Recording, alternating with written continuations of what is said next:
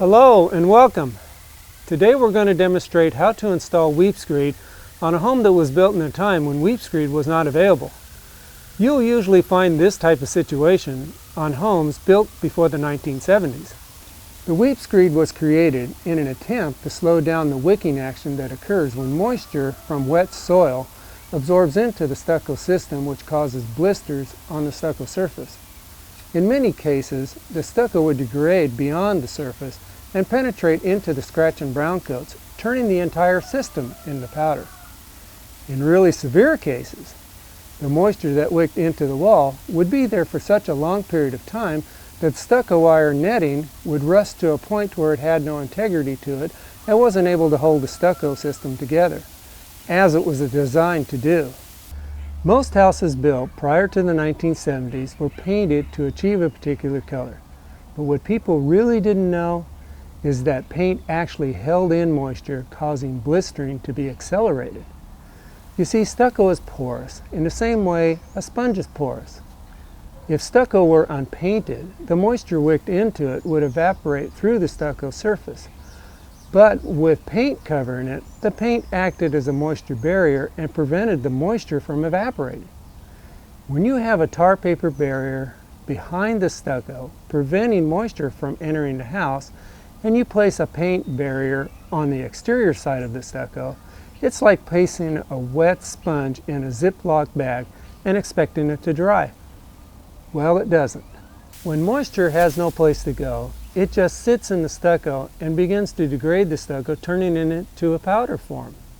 Since powder takes up more space than solid form, it has a tendency to push outward, which causes large bubbles to form in the paint. Once it builds up enough powder, it eventually breaks through the paint.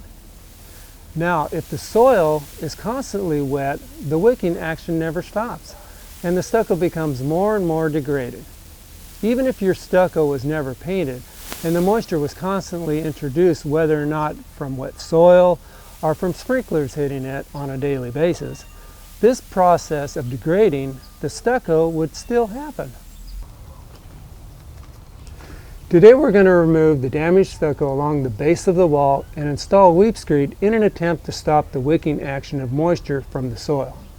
Moisture would still get in the stucco system if you had sprinklers that weren't adjusted away from the wall, if in fact you had sprinklers that were close to the house. I know, you might be thinking, well, if the walls were painted, won't that keep the moisture from entering the stucco if the sprinklers were hitting the wall and if I had weep screed already installed? Yeah, you'd be correct to a certain extent, but if there were cracks in the painted stucco, the moisture would enter through the crack. Once the moisture enters through the crack, it would leach down into the stucco, and the only way it can evaporate is back through the crack, which would be at a much slower pace than an unpainted wall. We're going to start off by locating the bottom wood sill plate where we'll be attaching the weep screed. We'll need to break out the old stucco approximately 2 to 3 inches above the sill in order to expose the existing wire and paper. If the wire is too severely rusted, we'll need to remove more stucco to reach an area where the wire doesn't easily break when bent. It's okay to have some rust, as long as it's just surface rust. The tools you're going to need to accomplish this project is a bag of nails, axe hammer, wire cutters, yellow crayon, a level, a staple tacker hammer, definitely goggles, a wire brush, a green float, a hawk, steel trowel, scratcher trowel, a neoprene hard float, a margin trowel, a chisel, and or a handheld jackhammer. You can either use a chisel and a hammer or a handheld jackhammer. But be careful not to tear the existing paper too much while doing your demo. Also, be careful around areas where copper piping may be hidden in the walls. A good hint where to find these areas would be when working around kitchen and bathroom areas. Also, in areas where hose bibs may be present on the exterior, like this one. We don't want to put any holes in pipes and create a water leak. Also, avoid electrical wiring. Adopt whatever precautionary measures it takes to prevent moisture or electrical fire damage to your home and keep yourself safe as well. I can only offer you helpful safety hints. It's up to you to take any safety precautions necessary. What you're going to need is not only goggles, but gloves and earplugs. Now we're going to need to expose enough wire and paper for sufficient overlap of old and new wire and paper. Once we've accomplished that, it's time to install the weep screed over the sill plate, making sure it's level all the way across the wall and making certain that you don't run any nails into unprotected pipes or electrical wiring.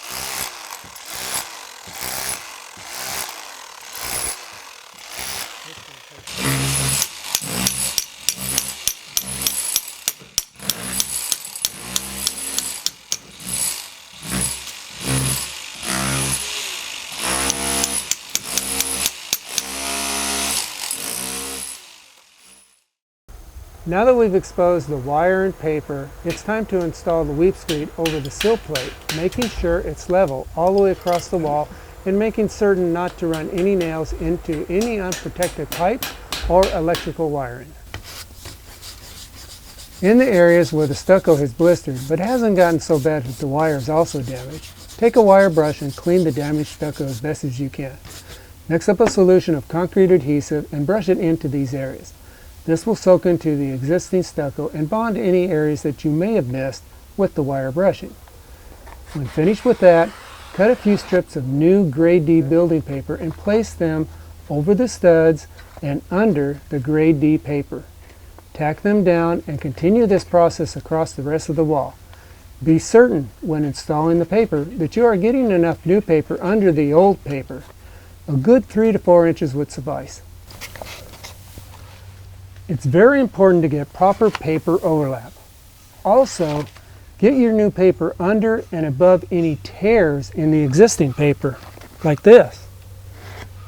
Now tack the paper down and trim where needed, making sure that you have vertical overlapping of the papers as well. This is very important because if the new paper were on top of the old paper, moisture would enter the house should any get through the stucco, like a crack for instance. It only takes seconds for moisture from a sprinkler system to pass through a stucco crack and run down the paper behind the stucco. Also, if you have any large areas of repair, you may need to install some line wire beforehand. When you're tacking down the paper, be as careful as possible to tack in the area of the studs. If you happen to break through the new paper by not hitting in line of the underlying stud, you'll need to either install a new slice of paper in the area of the tear or seal up the tear with a sufficient amount of good quality caulking. Also, when installing each slice of paper, make sure you tack the vertical end to a stud even if you need to overlap the one before it by more than is recommended. This is to ensure when installing the scratch coat you aren't pushing in the paper and causing an avenue for moisture entry. If you see any unprotected areas where electrical wiring or water pipes may be vulnerable to nails or staples, mark these areas on the new paper with a yellow crayon to show where they are hidden behind the paper. This way you can avoid them when using staples or nails to fasten the wire. Now that we've installed the paper correctly, it's time to install proper 17 gauge preferred stucco netting. Be sure that that's what you get. Make sure to staple 6-inch on center up every stud and horizontally across the bottom sill plate using required Lath staples only. Now furring nails are okay to use as well. When overlapping your wires, you need to overlap approximately 4 inches. When finished stapling the wire, go around with your wire cutters and trim the excess wire at the stucco edge or where needed. Look for any wire that may be protruding beyond the level of the existing stucco and either trim it or tuck it in. This way, the wire won't be sticking out through the brown coat.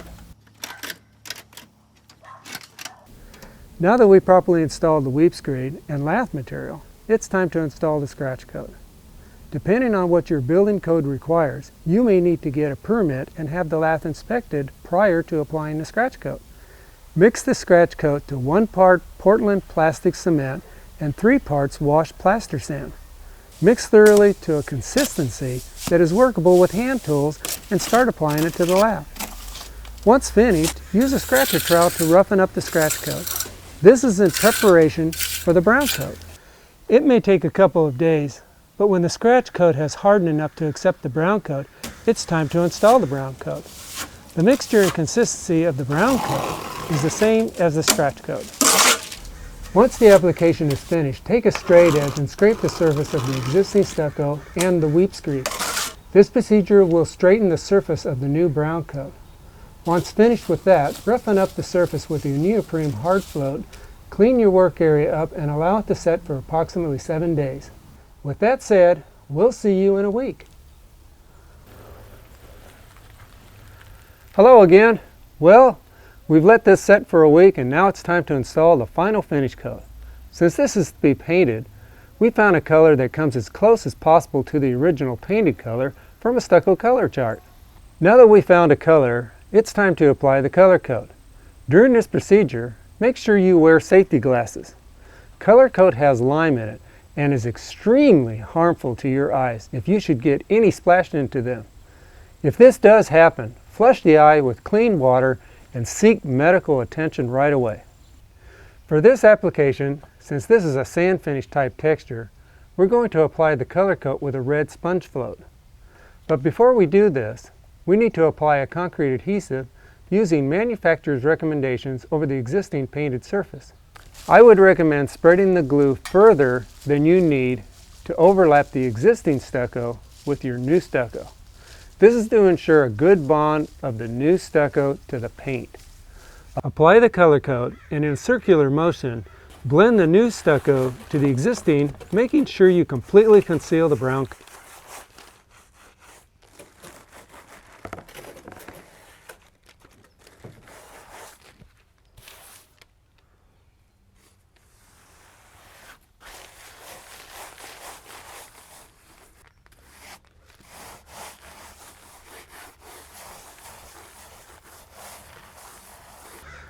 Put a couple shovels of stucco in a bucket and add about 25% water and mix thoroughly.